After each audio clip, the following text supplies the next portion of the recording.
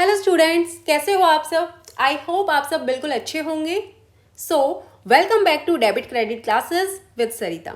जैसा कि आपको पता है कि अभी हमारी यूनिट बिजनेस इकोनॉमिक्स की PYQ सीरीज चल रही है और आज इस PYQ सीरीज का डे 2 है। इस PYQ सीरीज में हम लास्ट 5 ईयर्स के क्वेश्चंस को डिटेल से डिस्कस करेंगे।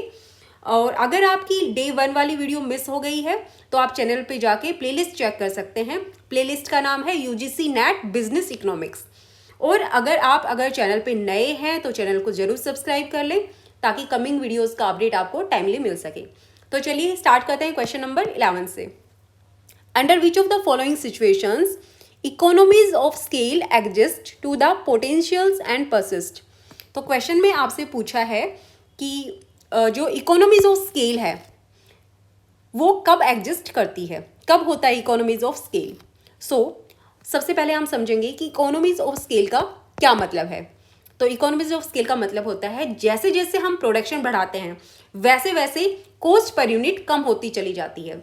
जैसे पहले प्रोडक्शन अगर हम 10,000 यूनिट्स का कर रहे थे तो कॉस्ट पर यूनिट हमारी 10 रुपीज़ आ रही थी, और अगर हमने प्रोडक्शन बढ़ा के 12,000 यूनिट्स का कर दिया तो कॉस्ट घट के जैसे 9 या 8 रुपये रह जाएगी। तो इसका मतलब ये है कि अगर कोई भी फर्म है वो अपना प्रोडक्शन बढ़ाएगी तो प्रोडक्शन के साथ साथ उसकी कॉस्ट पर यूनिट कम होती चली जाएगी। तो इसका राइट आंसर ऑप्शन डी हो जाएगा। और इसमें पूछा क्या था, इसका मतलब ये था इकोनॉमीज ऑफ स्केल का कब एग्जिस्ट करती है, इकोनॉमीज ऑफ स्केल किस टाइम एग्जिस्ट करेगा।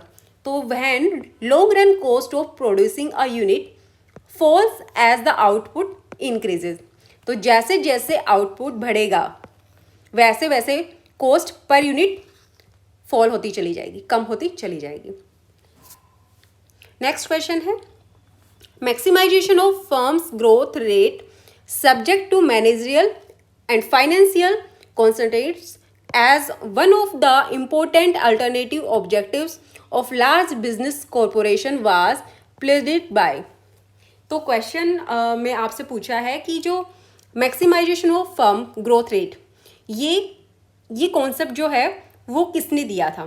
तो फर्म की ग्रोथ जो मैक्सिमाइजेशन का जो कॉन्सेप्ट है वो दिया था मिस्टर रॉबिन्स मैरिस ने। तो इसका राइट आंसर ऑप्शन बी हो जाएगा, क्योंकि मैरिस ने बोला था कि कोई भी जो फर्म है, कोई भी फर्म हो, वो सिर्फ प्रॉफिट नहीं बल्कि ग्रोथ को मैक्सिमाइज करना चाहती है। लॉन्ग टर्म में वो चाहती है कि उसकी जो ग्रोथ है फर्म की वो मैक्सिमाइज हो। नेक्स्ट क्वेश्चन है स्टेटमेंट 1 दिया है और स्टेटमेंट 2 दिया है, तो आपको बताना है कौन सा स्टेटमेंट इसका करेक्ट है। फर्स्ट स्टेटमेंट है on every point on the straight line demand curve the point elasticity are all equal. Means जब कोई भी जो डिमांड कर्व है, डिमांड कर्व कैसे बनाते हैं हम, ये होता है हमारा डिमांड कर्व। यहाँ पे हमारी आ जाएगी आउटपुट, यहाँ पे आएगा हमारा प्राइस, ठीक है, और ये हमारा नीचे नेगेटिव होता है डाउनवर्ड, इसका स्लोप होता है डाउनवर्ड स्लोपिंग। तो क्वेश्चन में स्टेटमेंट में क्या बोला है कि जो ये डिमांड कर्व है इसके हर एक पॉइंट पे जो इलास्टिसिटी है वो 1 के इक्वल है, इक्वल्स टू 1। तो क्या सारे पॉइंट्स पे बराबर होती है उसकी इलास्टिसिटी? नहीं, ये स्टेटमेंट रॉन्ग है। क्यों रॉन्ग है? क्योंकि जो अपर पार्ट, ये वाला पार्ट है अपर पार्ट, जो हमारा डिमांड कर्व है इसका ऊपर वाला पॉइंट होता है, इसकी इलास्टिसिटी अलग होती है, वो होती है E equals to greater than 1।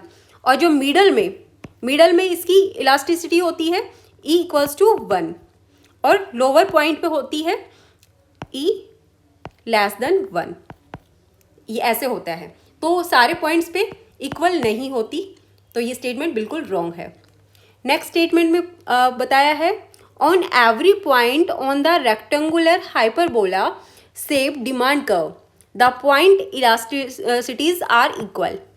Means जो रेक्टेंगल हाइपरबोला होता है, कैसे बनाते हैं रेक्टेंगल हाइपरबोला को,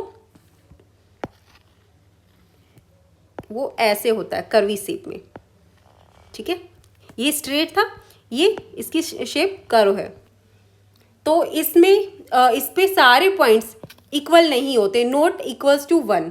क्या सारे पॉइंट्स इक्वल्स टू वन होते हैं, नोट इक्वल्स टू वन क्या होता है?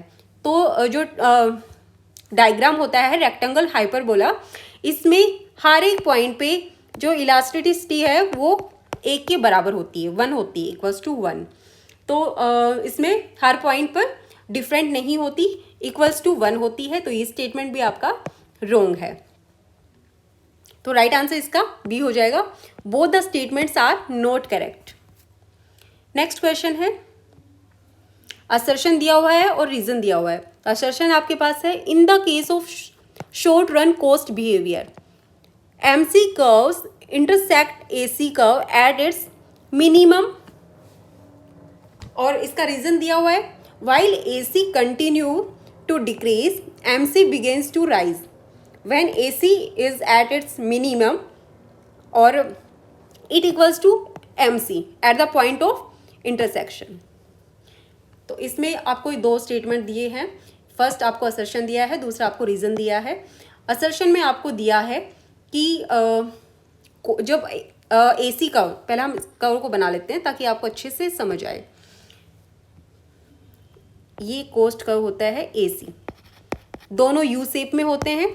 तो पहले AC कर्व, और ये होता है ये यहाँ पे, नेक्स्ट बनाते हैं, फिर से ट्राई करते हैं।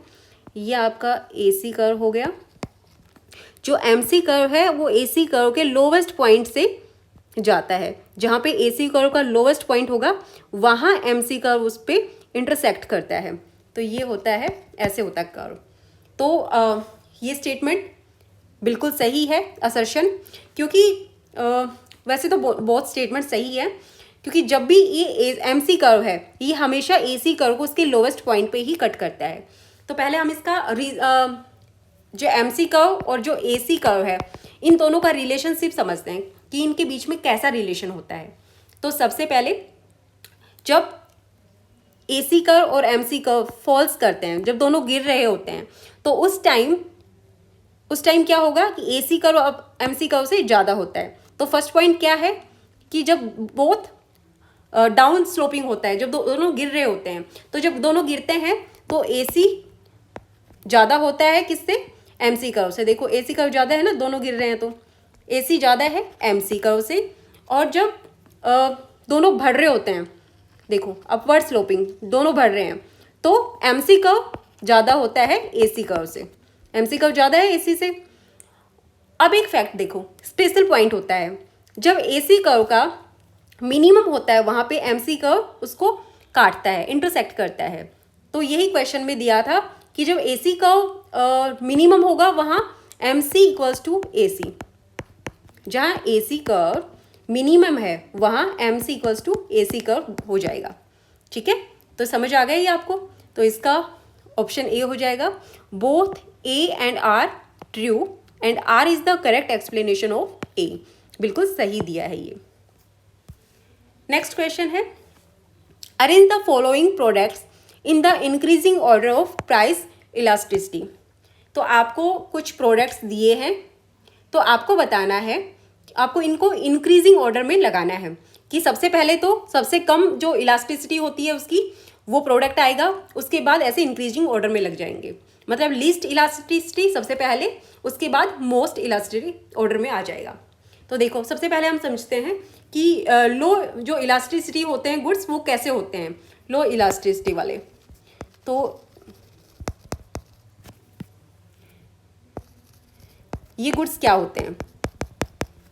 तो लो इलास्टिसिटी गुड्स वो होते हैं जैसे कि फूड आइटम्स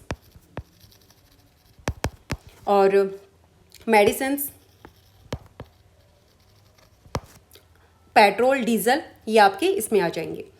तो ये वो वाले ये वो वाले आइटम्स होते हैं जिनकी डिमांड प्राइस चेंज होने पर काफ़ी कम ही क्वांटिटी में चेंज होती हैं, और जैसे प्राइस की बढ़ेगी तो इनकी क्वांटिटी काफ़ी कम मात्रा में कम होगी। ऐसा नहीं है कि इनकी प्राइस इंक्रीज होने पे इनकी डिमांड ज़्यादा कम हो जाए, ऐसा नहीं है।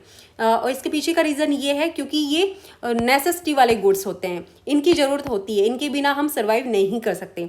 अगर चाहें तो भी हम इसको अवॉइड नहीं कर सकते, चाहे प्राइस हमारी कितनी ही बढ़ जाए, कितनी ही प्राइस बढ़े, लेकिन ये गुड्स हम इनको इग्नोर नहीं कर सकते। और मेन दूसरा रीज़न इनका ये होता है कि इनका कोई भी सब्स्टिट्यूट नहीं होता, क्योंकि आप खाने के बिना सर्वाइव नहीं कर सकते, आपका इसका कोई ऑल्टरनेट नहीं होता कि आप खाने के बगैर आप सर्वाइव कर लें। तो इनका कोई भी सब्स्टिट्यूट नहीं होता है, इसीलिए लोग इन्हें लेना बंद नहीं करते, चाहे प्राइस कितना ही इंक्रीज हो जाए। और हाई इलास्टिसिटी गुड वो होते हैं, high elasticity goods. High elasticity goods में ऐसे गुड्स आएंगे जिनकी डिमांड प्राइस के थोड़ा सा भी प्राइस अगर चेंज होगा ना तो इनकी डिमांड काफ़ी कम हो जाएगी। जैसे एसी है, कार है, इनकी प्राइस थोड़ी सी बढ़ जाती है तो हम क्या करते हैं कि पोस्टपोन कर देते हैं इनको लेना, कि बाद में लेंगे जो प्राइस थोड़ा कम हो जाएगी। जैसे ब्रांडेड क्लोथ्स हैं, तो ये आते हैं हाई इलास्टिसिटी गुड्स में। तो चलिए स्टेप बाय स्टेप देखते हैं कि कौन सा गुड सबसे पहले आएगा। तो इसका राइट आंसर ऑप्शन ए हो जाएगा। तो सबसे पहले आएगा नेसेसिटीज़। नेसेसिटीज़ वो वाले गुड्स जो जैसे फूड आइटम्स हैं, मेडिसिन्स हैं, तो इनको हम बंद नहीं कर सकते, इनको लेंगे ही। तो सबसे पहले ये आएगा। नेक्स्ट है आपका डिफ्रेंशिएटेड प्रोडक्ट्स। डिफ्रेंशिएटेड प्रोडक्ट्स वो प्रोडक्ट्स होते हैं जैसे ब्रांडेड क्लोथ्स हैं, और ब्रांडेड क्लोथ्स हैं या कार्स हैं, तो ये इसके डिफ्रेंशिएटेड उसमें आ जाएंगे। नेक्स्ट है डी में आएगा ड्यूरेबल गुड्स। ड्यूरेबल गुड्स वो गुड्स होते हैं जो लंबे टाइम तक चलते हैं, जैसे टीवी है, फ्रीज है, ये आपके ड्यूरेबल गुड्स में आ जाएंगे। और लास्ट आएगा आपका होमोजीनियस प्रोडक्ट्स। तो होमोजीनियस प्रोडक्ट्स वो प्रोडक्ट्स होते हैं जो एक जैसे होते हैं, तो इनके हमारे पास काफ़ी सब्स्टिट्यूट्स होते हैं, तो इनकी जो इलास्टिसिटी होती है वो काफ़ी हाई होती है। तो राइट आंसर इसका ऑप्शन ए है। Last question, if the estimated Cobb Douglas production function is. तो कोप डगलस का प्रोडक्शन फंक्शन आपको दिया हुआ है। What type of returns to scale does this production function indicates. तो ये जो प्रोडक्शन फंक्शन आपको दिया है इसमें आपको बताना है कि ये कौन सा रिटर्न ऑफ स्केल फंक्शन को इंडिकेट कर रहा है। क्या ये इंक्रीजिंग रिटर्न है, डिक्रीजिंग रिटर्न है, या फिर कांस्टेंट रिटर्न है। तो इसका राइट आंसर ऑप्शन ए हो जाएगा, इंक्रीजिंग रिटर्न। क्यों है इंक्रीजिंग रिटर्न, ये अभी हम समझते हैं।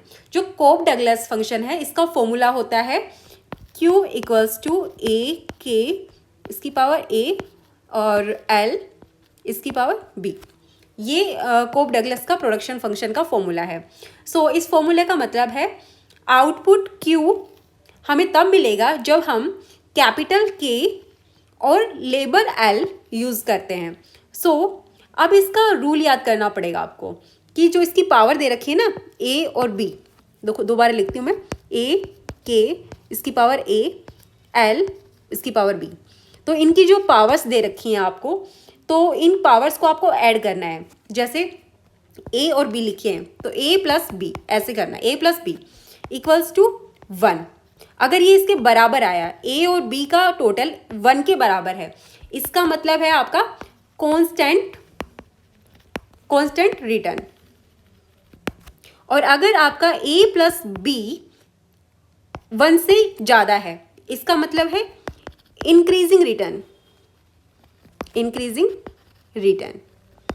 और अगर A प्लस B का टोटल 1 से कम है तो इसका मतलब है आपका डिक्रीजिंग रिटर्न ऑफ स्केल। ये क्वेश्चन बहुत सारे बच्चे हैं जो गलत करते हैं, उनको पता ही नहीं होता है कैसे कैलकुलेट करना है, और जिनको पता है उनको पता है कि कितना सिंपल है कैलकुलेट करना। सिर्फ आपको ये जो पावर्स हैं इनको ऐड करना है।